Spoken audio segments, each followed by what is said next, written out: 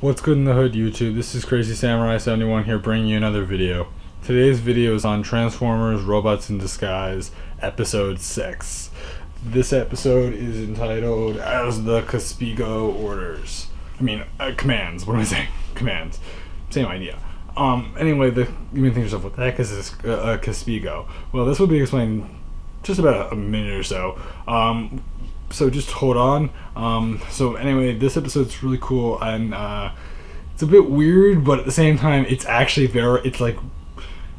very significant episode in comparison to the last episode, which is not a bad episode, but it's not as significant per se. Let's just say that much. The fifth episode was definitely not as significant as this one. This one's actually pretty significant, surprisingly, though at first it really, until the end, it doesn't seem like it would be significant, but the end then proves that it is significant. That's the main purpose of that.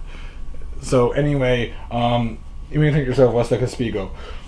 So what happens is that at the beginning of the episode, Fixit ends up almost being, destroyed by some status pods, which they're supposed to clean up and organize or whatever. But Sideswipe is meant to help out as well, and Sideswipe's is taking advantage of Fixit, knowing that Fixit will basically do anything for him, and Fixit trusts everyone. And so because of this instant trust that Fixit has, he takes advantage of him, and we then see Sideswipe listening to some music on some headphones, and Optimus has to speak to him and try to explain to him that you can't just do this to Fixit, you can't just take advantage of our team. And Sideswipe has to learn the hard way that it really is the truth. So anyway, then following this, some humans end up coming in a car, and so they have to turn into vehicle mode, so that they can disguise themselves. And Grimlock is nowhere to be found at the time, and Strongarm is on a mission, just so that people are understanding of that Strongarm is definitely on a mission. So anyway, following this, these humans come out, and they're wearing some weird weird antlers on their heads that are blue. And you may think to yourself, okay, blue antlers. What are they? What? Blue? Why are they wearing blue antlers? Yeah. So the creature so apparently we find out that there is this creature that they praise and treat like a god, and they must gather certain resources to fulfill the orders of this creature, and the creature is known as the Kospego, and the Kospego is the creature that was mentioned in the title name for the episode. And these items are pretty you may think to yourself at first, oh, it's no big deal, just some random items. Sounds like could be a little bit suspicious, but at the same time it's not too suspicious. But there's a bunch of items that they ask for on this huge list, and what happens is that Denny just thinks, oh, no big deal, shouldn't be an issue. Fortunately, though, we find out that that's actually not fortunately. Well, actually, I guess it would be fortunate. Yeah, fortunately, it's found out though that this is pretty suspicious. The fact that they're asking for these items, and so what happens is that Rusty ends up telling. Rusty is told by B while in vehicle mode, and while they really can't hear them, he whispers, those items sound pretty suspicious. Make sure that you don't give them the generator. And so Rusty, trusting B, has a feeling, can tell that B is probably right, so they don't give him the generator. And at first Denny is willing to, but then Rusty explained that, we sold it to Mr. B the other day. And so following this, they're like, oh, okay. And he's like, okay, fine. And so they're all depressed because I'm sure the Kospego will understand. I'm sure, and they're all frightened and worried and all that. But then following this, we end up seeing them leave, and when Danny's about to ask, Bumblebee, why did you not want me to tell them, why did you not want me to give them the generator? Suddenly Strongworm returns with a weapon known as the, I guess it's the Decepticon Hunter, and and it was from one of the status pod sites, and it's this weapon that basically, if you think of a weapon you want to use, you can use it. So the device will shape into that weapon. So it could go from a chainsaw to a long blade to a laser like weapon to all sorts of different crazy things, or chain and sickle or whatever. Regardless, these ideas exist, and so we see that weapon, and different bots try it out a little bit, and eventually Danny gets to ask that question again. And what happens is that B explains that the reason why he didn't want why he didn't want Rusty or Danny to give it is because of the fact that the items on the list sounded very suspicious. It sounded like they were going to create a space bridge. Now you may remember from either from G1 or from the first episode of Robots in Disguise, 2015, that the space bridge was the transporting device that's used to let the bots travel throughout the galaxy. And if he's able to have a space bridge, he's able to travel to Cybertron, he's able to travel to pretty much anywhere in the world he wants to. But you may think to yourself, oh, that's not good. That means that he could do all sorts of terrible stuff because he's a Decepticon. That's not the worst. That's not the only issue with that. Not only is he able to do that, but if it's made wrong because of how fragile the material can be, he could potentially open a black hole, which could cause serious damage to the entire Earth. So that creates an even bigger issue. Yeah, not good. Not good at all. So that results in people being very scared. We also find out not long after who most likely, based on the knowledge that we've figured out at this point, who the Decepticon is, which the Decepticon's name is Thunderhoof, which sounds like a cool name, to be honest with you. I think that's actually a really awesome name. Think about it. Yeah, I like that name. So anyway, we see all that, which is very cool, and not only do we see that, but we also get to find out about so then afterwards, all the bots go to some area during the nighttime to try to find Thunderhoof, and they split apart into teams. So Grimlock and Sideswipe are supposed to patrol around one area, and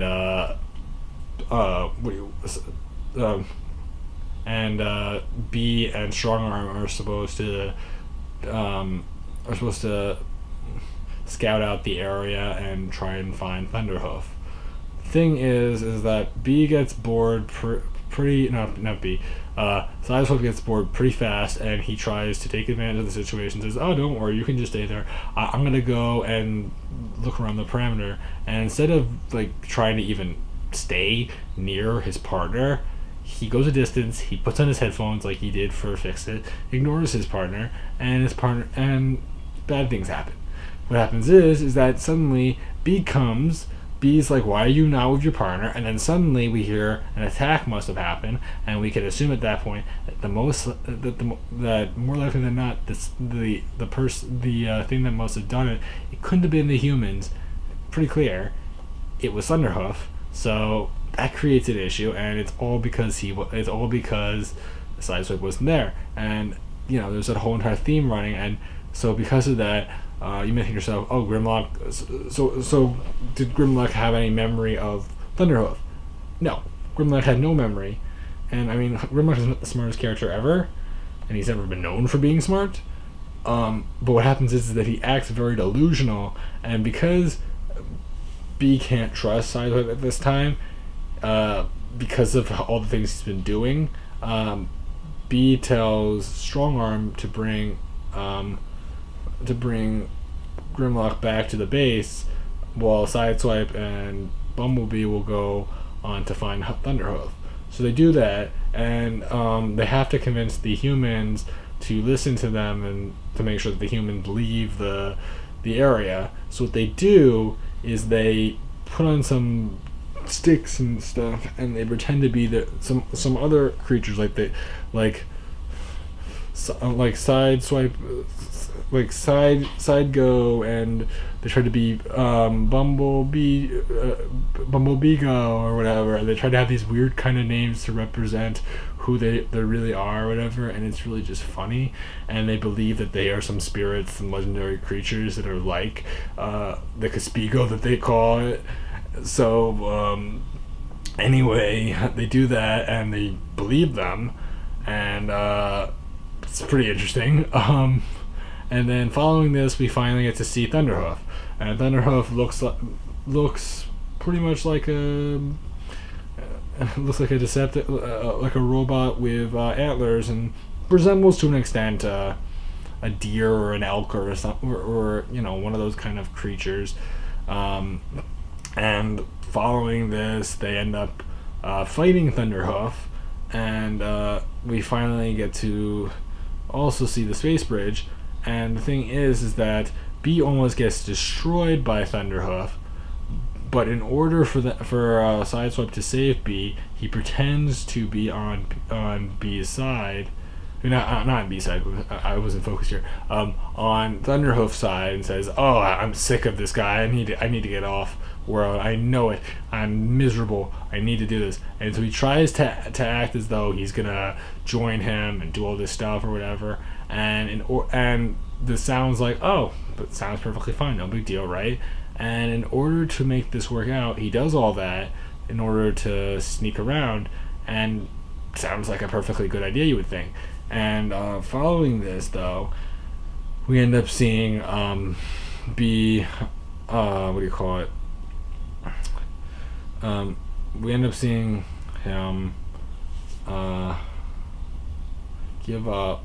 Well, B ends up hiding while Sideswipe goes with Thunderhoof over to the space bridge controls, tries to make him test out the space bridge just to make sure that it's actually connected properly or whatever. Thunderhoof thinks, oh no big deal, I have to get to this other planet, I have to go there. And so he just turns it on, and at first it looks like, oh, it probably is going to work, no big deal. But then it goes from looking like it's going to work to a black hole, and at that point it's dangerous. So Sideswipe at that point becomes very clear that he was obviously lying the whole time, and yeah, he was to Thunderhoof. But the thing is that Sideswipe has the Decepticon Hunter weapon, so he uses that and almost knocks Thunderhoof into the black hole, and Thunderhoof doesn't realize that that's a black hole, so he just kind of but he doesn't walk in because he knows that at that point this is probably a trap if I go in there. So he's almost ready to attack him when suddenly B, when he hid, he was behind some metal grates, and what he ends up doing is that he ends up releasing those metal grates, and they end up rolling out and flying at Thunderhoof and shooting him through the black hole. Now, you would normally think black hole, that would mean that you would probably be destroyed and left into an oblivion. Well, we find out not long after they eventually figure out that the only way that they can destroy the black hole is by shooting the device that controls the black hole into the portal.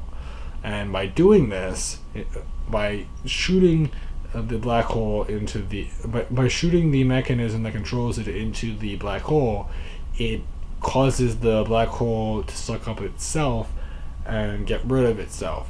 Now you may think to yourself at that point, oh, it's probably gone, Thunderhoof's gone. Well, we find out not long after this that apparently that's not true. We find out that actually what happened was that it did teleport Thunderhoof somewhere. It teleported him a short distance away, and at that point he's like thinking to himself, you know what, I'll create some evil organization. I'll run my own business. I'll run my own evil organization from this planet, and I'll use those humans at first to get things started. And it sounds convincing. It sounds like an idea that could work. And suddenly we see out of nowhere Steeljaw. Yes, Steeljaw returns. And Steeljaw, of course, has been gone for a while now. But Steeljaw says, if you want to survive and do well on this planet, you should stay with me. And at that point, he's accepting of it, and that clearly tells you right away that Steeljaw is going to start recruiting certain characters. I mean, I'll tell you this much: I'm not going to be surprised if in the next couple of episodes or so we finally see the return of Steeljaw and maybe some other characters, as well as maybe some character that maybe is in control over Steeljaw himself, which could be interesting. I mean, obviously Steeljaw is the ringleader, at least so far, and sounds like he's probably gonna be, but it's interesting. It's very interesting. So anyway, guys, that's about it for this episode. I will tell you, I really did enjoy this. I thought that it was really, really fun. I'm just trying to see here. The one thing I just remembered is the fact that later on the humans do end up praising the legendary beings of Bumblebee and Sideswipe. It's very funny. But anyway, guys, that's about it. So I thought this episode was very fun. It is important. It is a significant episode. Pretty fun episode also. And just in general, I really, really, really loved it. I think that just in general, this is great. I'm enjoying the series. I hope you guys have been enjoying it. If you guys have either watched it already, or if you did, then I hope you guys did enjoy it. But overall, I mean, it's very fun, very enjoyable. It's great, and I'm glad that they decided to do this series because it's a fun series. It's becoming a fairly popular series. I mean, it's not a series. It's a series that kids and adults can appreciate. It's not like Rescue Bots, which, I mean, Transformers fans may watch a couple episodes here and there, and some diehard fans may even watch that, regardless of the age that it's meant to be focused on. But still, Rescue Bots was a weird season because of the fact that it took a whole different story. It had no Decepticons, and just in general, it was very, very like little kid friendly. Like, it was pretty clear that this was meant for a 4 to 5 year old range at most. Like, very clear that it's meant for little kids. Very clear.